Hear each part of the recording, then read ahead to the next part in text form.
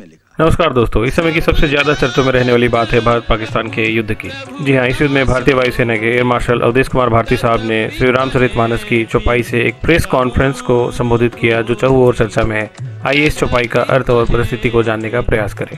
तो दोस्तों, लंका चढ़ाई के समय श्री राम ने विनय पूर्वक समुद्र से मार्ग देने की गुहार लगाई। समुद्र से आग्रह करते हुए श्री राम को 3 दिन बीत गए, लेकिन समुद्र का उस पर कोई प्रभाव नहीं पड़ा। तब भगवान राम समझ गए कि अब अपनी शक्ति से ही उसमें भय उत्पन्न किया जा सकता है। वहीं लक्ष्मण तो पहले से ही आग्रह के पक्ष में नहीं थे, क्योंकि वे श्री राम के बाण की अमोघ शक्ति से भलीभांति परिचित थे। वे चाहते थे कि उनका बाण समुद्र को सुखा दे और सेना सुविधा से उस पार शत्रु के गढ़ लंका तक पहुंच जाए। इस घटना को श्री रामचरितमानस में तुलसीदास ने समुद्र को जड़ बताते हुए कुछ इस प्रकार लिखा है।